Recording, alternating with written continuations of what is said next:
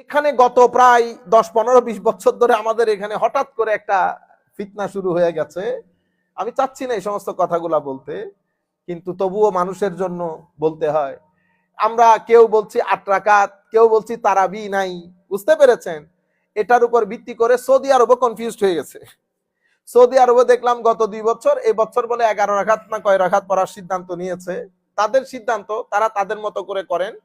তারাবি আমি এগুলা বলতে চাচ্ছি না, কনফিউজিং। 20 রাকাতই সবাই পড়তেছে, কিন্তু তারাবি তাবেঈনের জামানায় কেউ 35 রাকাত থেকে 34 রাকাতও করেছে, 32 রাকাতও করেছে। কিন্তু আমি এগুলা না বলি। ইলমি মজলিসের মধ্যে হলে সবকিছু ডিসকাশন করা যায়, সাধারণ মজলিসের মধ্যে 20 রাকাতের কথা বলি। একেবারে সৌদি আরবের আজীবন ইতিহাসের মধ্যে 20 রাকাতই পড়ানো হয়েছে। কিন্তু এই 2-1 বছর ধরে দেখলাম ওরা 11 রাকাত, 8 রাকাত, এই বছর মানে 8 রাকাত তার বিতিশ 11 রাকাতের খেয়াল করছে। যাই হোক, ওদের চিন্তা আমরা বাদ দেই। আমরা আমাদের কিতাবাদির মধ্যে আসি। মিশর, আমরা যেই মিশরের হোস্টেলের মধ্যে থাকতাম, প্রায় 5000 স্টুডেন্ট ছিল 101টা দেশে। সেখানেও তারাবি পুরা কুল কায়নাতের মধ্যে আমরা আসেন হাদিস পড়ি, যে হাদিসটা আমরা ইতোমধ্যেই পড়েছি। মূল সমস্যাটা কোন জায়গায় হয়েছে, আমি যেখানে সমস্যা না, সমস্যা এখানে, সমস্যা কিতাবাদির মধ্যে না। ইমাম বুখারী রাহমাতুল্লাহি আলাইহি একটা riwayতের মধ্যে হযরত আয়েশা সিদ্দিকা রাদিয়াল্লাহু তাআলা আনহার কাছে একটা প্রশ্ন ছিল যে আমার নবীর রাতের ইবাদত কেমন। হযরত আয়েশা সিদ্দিকা রাদিয়াল্লাহু তাআলা আনহা বলেছেন, উনি বুঝতে পেরেছেন আমার নবী সাল্লাল্লাহু আলাইহি ওয়াসাল্লামের কোন ইবাদতের কথা সাহাবী জানতে চাচ্ছেন। তো উনি বলেছেন, রমজান হোক অথবা রমজানের বাইরে হোক, উনি 11 রাকাতের বেশি পড়েন না। 11 রাকাতের বেশি পড়েন না। তাইলে 8 রাকাত সলাতুত তাহাজ্জুদ, 3 রাকাত সলাতুল ওয়িতর। তাইলে উনি কি বলেছেন, রমজানের মধ্যে অথবা রমজানের বাইরে 11 রাকাতের বেশি পড়েন না। এই হাদিসটা, এটা কুল কায়নাতের সমস্ত মুহাদ্দিসিন ফুকাহা এটাকে ওনারা ব্যবহার করেছেন তাহাজ্জুদের অধ্যায়ে। কোন অধ্যায়ে? তাহাজ্জুদের অধ্যায়ে। ইমাম বুখারী রাহমাতুল্লাহি আলাইহি এই হাদিসটাকে তাহাজ্জুদের অধ্যায়েও এনেছে, তারাবির অধ্যায়েও এনেছে। বুঝতে পেরেছেন? তো এখান থেকে আমাদের কিছু কিছু ভাই বলেন এই তো বুখারী শরীফের মধ্যে, মনে রাখবেন এটা হচ্ছে ইলমি বিষয়, সাধারণ মানুষ এগুলা জানার বিষয় না।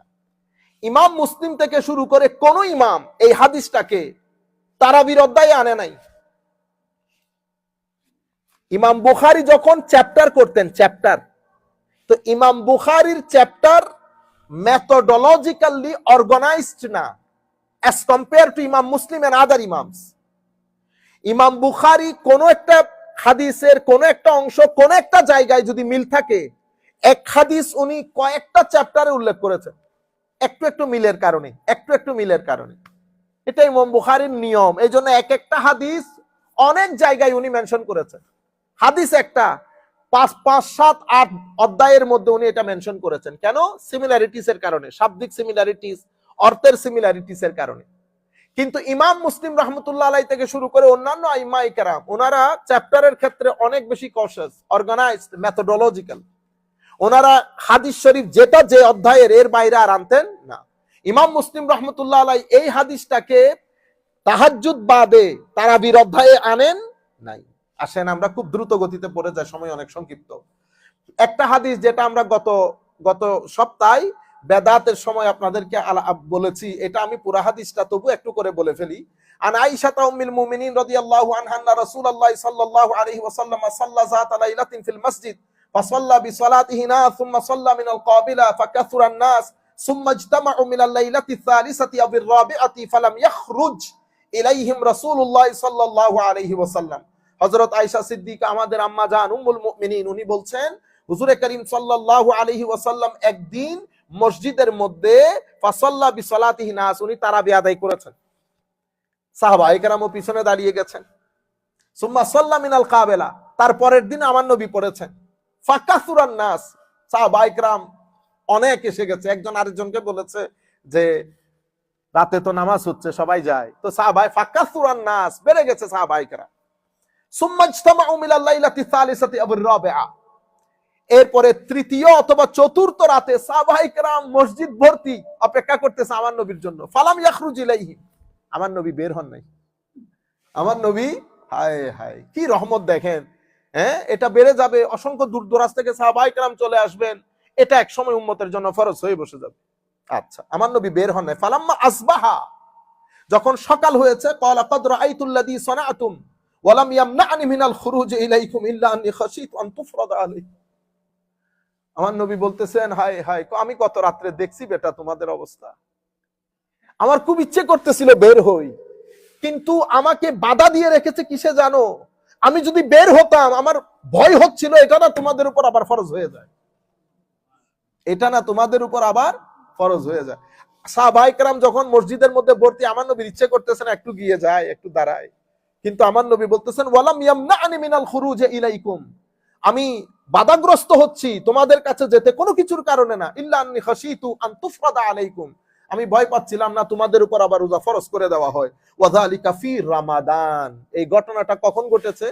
রমজান শরীফের মধ্যে। ওয়াহাযা মুত্তাফাকুন আলাইহি, বুখারী মুসলিম শরীফের riwayat, ওয়াহাযা লফজুল বুখারী, ইমাম বুখারী, এটা হচ্ছে বুখারী শরীফের লফজ, এটা হচ্ছে বুখারী শরীফের লফজ। আচ্ছা, ওয়াজাদা ইবনু খুযাইমা ও ইবনু হিব্বান ওয়া কানা রাসূলুল্লাহ সাল্লাল্লাহু আলাইহি ওয়াসাল্লাম ইউরাগিবুহুম ফি কিয়াম রমাদান মিন গায়রি আন ইয়া'মুরা বিআযীমাতি আমরিন ফায়াকুল মান কামা রমাদান ঈমানান ওয়া ইহতিসাবান গুফিরা লাহু মা তাকাদ্দামা মিন যামবি। ইমাম ইবনু খুযাইমা এবং ইমাম ইবনু হিব্বান মুহাদ্দিস কুল শিরোমণি, ওনাদের রিওয়ায়াতে এই অংশটুকু বেশি এসেছে কি, আমার নবী সাহাবায়ে কেরামকে অনেক ইন্সপায়ার করতেন কিয়ামুল রমজানের কিয়াম শরীফের জন্য, তারাবির জন্য অনেক বেশি ইন্সপায়ার করতেন। মিন গায়রি আন ইয়া'মুরা বিআযীমাতি আমরিন, হ্যাঁ, আমার নবী উৎসাহিত করতেন, ফরজ করে দেন নাই। যেমন এখন একজন টুপি পরে না, এখানে আমি আরেকজনকে দেখতেছি, আমি ওখানে বসা, এই টুপি দেন। এখন সে যদি আপনাকে জিজ্ঞেস করে যে কেন টুপি ছাড়া নামাজ হয় না, তা আপনি কি জবাব দিবেন? আপনি যখন বলবেন টুপি দেন, তা আপনি তো ফরজ করে দিছেন। ফরজ করতে পারবে আমার নবী, আপনি পারবেন ফরজ করতে? আমার নবী আল্লাহর পক্ষ থেকে ফরজ করে দিচ্ছেন, তাহলে আপনি অনুরোধ করবেন, ভাইজান টুপিটা দিলে সুন্দর লাগবে।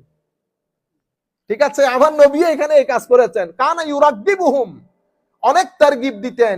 হি used to inspire companions to pray সালাতুত তারাবি, বাট উনি এটাকে ফরজ হিসেবে বলতেন না, জোর করতেন না। He didn't force them to pray সালাতুত তারাবি। এরপরে ইন্সপায়ার করে কি বলতেন, যারা সোয়াবের নিয়তে মান কামা রমাদানা, কিয়ামুল লাইল করবে, সালাতুত তারাবি পড়বে, তাহাজ্জুদ পড়বে, ঈমানের সাথে, আদবের সাথে, সোয়াবের নিয়তে, আল্লাহ তাদের পূর্ববর্তী গুনাহগুলো ক্ষমা করে দেবেন।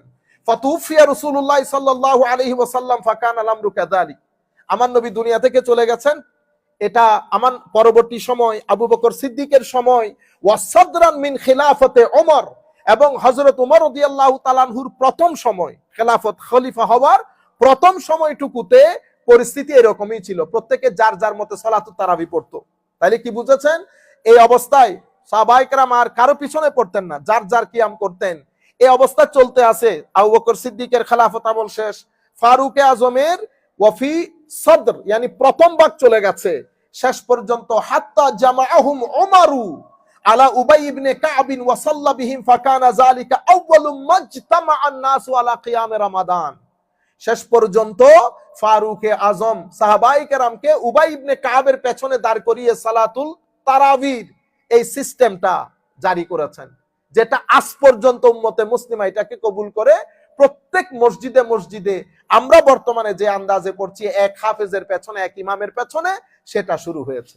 আপনারা বুঝতে পেরেছেন? ওয়া আখরাজাহুল আসকালানি ফি তালখিস, ইমাম ইবনু হাজার আসকালানি এটাকে তালখিসের মধ্যে এনেছেন। আন্নাহু সাল্লাল্না বিন-নাস 20 রাকাতান লাইলাতাইন ফালাম্মা কানা ফি লাইলাতি সালিসা ইজতামাআন নাস ফালাম ইয়াখরুজু ইলাইহিম সুম্মা ক্বালা মিনাল গাদ খাশীতু আন তুফরাদা আলাইকুম ফালা তুতিকুহা।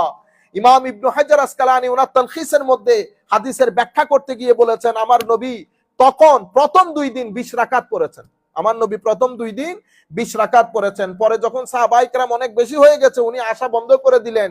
আমার নবী ভয় পাচ্ছিলেন যে এটা উম্মতের উপর ফরজ হয়ে যাবে, উম্মত এটা আদায় করতে পারবে না।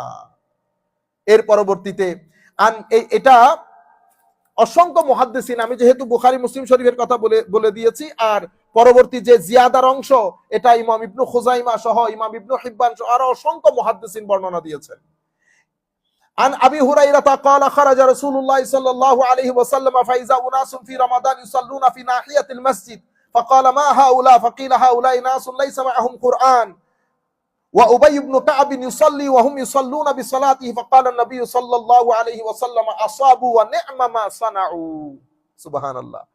ইমাম আবু দাউদ বর্ণনা করেছেন, ইবনু খুজাইমা বর্ণনা করেছেন, ইবনু হিব্বান বর্ণনা করেছেন, ইমাম বাইহাকি বর্ণনা করেছেন। ওয়াফি রাওয়ায়াতিন লিল বাইহাকি قال قد احسنوا او قد اصابوا ولم يكره ذلك لهم। আচ্ছা, হযরত আবু হুরায়রা বলছেন খারাজা রাসূলুল্লাহ সাল্লাল্লাহু আলাইহি ওয়াসাল্লাম, আমার নবী রমজান শরীফে বের হলেন। ফাইজা উনাসুন ফি রমাদান ইউসাল্লুনা ফি নাহিয়াতিল মসজিদ, কিছু সাহাবায়ে কেরাম মসজিদের এক কোণায় তারাবি নামাজ আদায় করতেছেন। ফাকালা মা হাউলা, ওনারা তারাবির নামাজ এক কোণায় যে আদায় করতেছেন, হযরত উবাই বিন কাবের পিছনে আদায় করতেছেন। এই কারণে ফারুকে আজম উবাই বিন কাবকে ইমাম নিযুক্ত করেছেন, কারণ ইতোপূর্বে উনি দেখেছেন উবাই বিন কাব সাহাবায়ে কেরামকে নিয়ে তারাবি পড়িয়েছেন, আমার নবী সাল্লাল্লাহু আলাইহি ওয়াসাল্লাম দেখেছেন, এটাকে অ্যাপ্রিশিয়েট করেছেন। এটার উপর ভিত্তি করে ফারুকে আজম উবাই বিন কাবকে নির্ধারণ করেছেন নামাজ পড়ার জন্য। কি বলেছেন? আমার নবী বের হয়েছেন, সাহাবায়ে কেরামের কিছু অংশ উবাই বিন কাবের পেছনে মসজিদের এক কোণার মধ্যে নামাজ আদায় করতেছেন। আমার নবী জিজ্ঞেস করেছেন মা হাউলা, ফাকিলা হাউলাই নাসুন লাইসা মাআহুম কুরআন ওয়া উবাই ইবনে কাব ইউসাল্লি। হুজুর, এই সমস্ত সাহাবায়ে কেরাম এদের কোরআন শরীফ মুখস্থ নাই, এই জন্য এরা উবাই ইবনে কাবের পেছনে নামাজ আদায় করছেন। ওয়া হুম ইউসাল্লুনা বিসালাতিহি, উবাই ইবনে কাবের পেছনে নামাজ আদায় করতেছেন। ফাকালা নবী সাল্লাল্লাহু আলাইহি ওয়াসাল্লাম, আমার নবী ইরশাদ করতেছেন আসাবু, ভালো করেছে তারা, ওয়া নি'মা মা সানাউ, খুব সুন্দর কাজ হচ্ছে, খুব সুন্দর কাজ হচ্ছে। কে কে বর্ণনা করেছেন? ইমাম আবু দাউদ, ইবনু খুজাইমা, ইবনু হিব্বান, ইমাম বাইহাকি। এগুলো জলিলুল কদর মুহাদ্দিস, বুঝতে পেরেছেন? এগুলো বলারও কেউ নাই আজকে। এর পরবর্তীতে আমার নবী সাল্লাল্লাহু আলাইহি ওয়াসাল্লাম আরো ইরশাদ করছেন আল্লাহুম্মা সাল্লি আলা সাইয়্যিদিনা মুহাম্মাদিন। আন আবি হুরায়রা রাদিয়াল্লাহু আনহু قال كان رسول الله صلى الله عليه وسلم يرغب في قيام رمضان من غير أن يأمر بعزيمة فيقول من قام رمضان إيمانا واحتسابا غفر له ما تقدم من ذنبه فتوفي رسول الله صلى الله عليه وسلم والأمر على ذلك ثم كان الأمر على ذلك في خلافة أبي بكر وصدرا من خلافة عمر على ذلك متفق عليه وهذا لفظ مسلم।